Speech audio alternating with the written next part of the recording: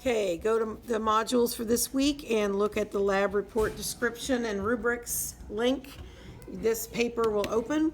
If you were not here, or if you just want a refresher on how we're going to do this project, you're going to be making a lab report. So it says, we will be doing a project in class over several weeks. Any work you do not get done in class is homework.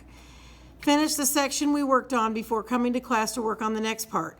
The purpose of the lab report: a lab report should be a document that accurately and completely covers what you did to design and carry out your experiment.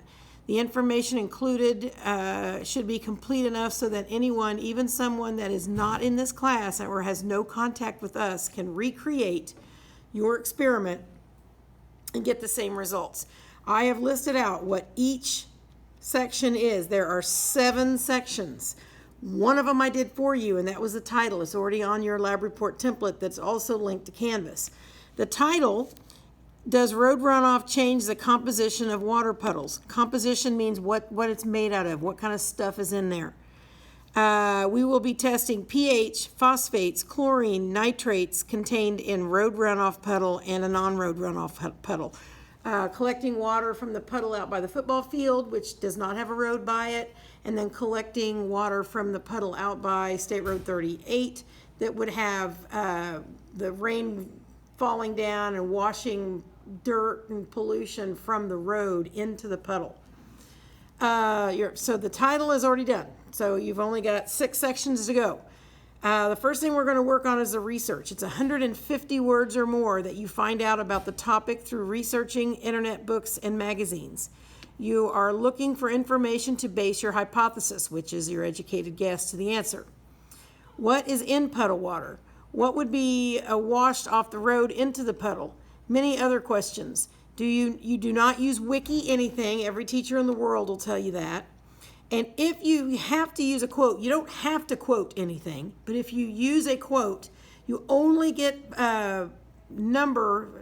word numbers for one sentence of it. Not one quote, one sentence of a quote. If the quote is more than one sentence, you don't get credit for the word count of the other sentence or sentences in the quote. Do not plagiarize. We will be submitting this to Turnitin. Do not plagiarize off websites. Do not plagiarize off another student. Do not plagiarize off a student from the past. Anyway, so you're going to be writing that, and you'll be doing your citations. And I don't like to do 2 sections at once, but you kind of have to do your citations with your research, because your citations tell where you found your research. So the first work day will be, actually first 2 work days, we'll be working on the research and citation sections together. You have to have at least 3 citations. They need to be actual citations, not just a list of URLs. I will have source cards for you to fill out. Remember, those source cards need to be filled. I don't need those back. They're a worksheet to help you know what goes in the citation, where it goes, and where the punctuation goes. The citation needs to be typed on your lab report template. The citations on the end at the citation section, they need to be down there. And again, they've got to be citations. All right, so then the next time we work on it, we'll work on a hypothesis. A hypothesis is complete sentences explaining what you think the answer is and why you think that. Must be based on your research. This is the most common boo-boo. People don't realize that, whatever you say the reasoning is for why you think the way you think needs to be something you read here in the research. Section 4 is the experiment. After we actually do the experiment for this lab report, you're going to write this up. It says you're going to describe your experiment in detail so that anyone can repeat it without asking. And then there's a subsection called test groups. You're going to list your test groups. And on the next page, I'll show you that there's a sample of that as well. Subsection control. What did you use as a control group, or why did you not have one?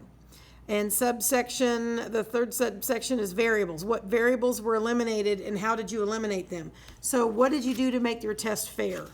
Then the results will be, I'm going to show you how to make a graph on Google Docs. So there'll be a data table that will probably be copied and pasted from your lab paper from the day we actually do the experiment. I'll show you how to do a graph on Google Docs, so you'll have a graph there. And then there will be a sentence that is qualitative data. Qualitative data. In other words, what you visually looked at. Qualitative, remember, is data that doesn't have a number. There'll be a sentence of that. The conclusion is my hypothesis was right or wrong, and what the answer is. And remember, if your hypothesis is wrong, that is not a problem. Don't change your hypothesis because it was wrong. And then, of course, you have your citations. The next part of your paper that you opened is a sample project. You can see what it looks like. The research, I have 154 words, so this isn't a lot of work. My hypothesis, and if you read it, you'll see that I talk about microorganisms, and I talk about the sugar that the yeast eat, and you'll see that all that is in. I've got it out of my research. I've got my test groups. And by the way, I explained what my experiment was. I'm going to bake 4 loaves of bread. I will set up my experiment by choosing a bread recipe. I'm going to make them with a bread machine to ensure the kneading times and temperatures are the same for each loaf. I will not be able to knead one loaf more than the others. I will carefully measure my ingredients. I will bake one loaf with double the amount of required sugar. My second loaf will be half the required sugar. I will bake one loaf with the correct amount of sugar, and my last loaf will be no sugar at all. I will take notes on the appearance of the baked loaves, and I will measure their volume. This last bit right here, I was telling you how I'm measuring my results. My test groups, 1 loaf with the correct amount of sugar, 1 loaf of bread with half the sugar, 1 loaf of bread with twice the sugar. To make the variables I eliminated to make my test fair, I used a bread machine to eliminate kneading differences. I used a bread machine to eliminate time and temperature differences. I used yeast packets to eliminate the variable of mismeasuring the yeast, and I measured the remaining ingredients very carefully. My control, it's over here, was 1 loaf of bread with no sugar at all. Remember, your control is a test group that does not have the independent variable. Here is my data table with my data. Here is my graph that I made on Google Docs. You might note that the no sugar loaf and the double sugar loaf are about the same size. So my hypothesis was wrong. The amount of sugar didn't have anything to do with the size of the loaf. And here's my little paragraph with qualitative data. 1 loaf that with no sugar had an outside texture that was very soft. The more sugar that was added, the outside got crispier. The loaf with the most sugar was burnt and had a shiny outside appearance. Then I have my conclusion. I said that my hypothesis was wrong, right here, and I said that the amount of sugar didn't have anything to do with the size, but it did have to do with the texture of the outside of the loaf. And then I have my citations. So also on the paper that is on Canvas, here is the rubric I'm using to grade the entire project. When you're 100% done with the project, you have nothing left ever to do on it, you will submit it to Turnitin. Here is the rubric for the rough draft. When you have 4 sections done, title, which I did for you, research, hypothesis, and citations, and you have that proofread, you'll be ready to submit to Canvas, and I will look it over and tell you what needs to be fixed. Matter of fact, you won't even be able to if you're just at the rough draft place, due date, there won't even be an assignment in Turnitin because I don't want you to accidentally turn it in to Turnitin.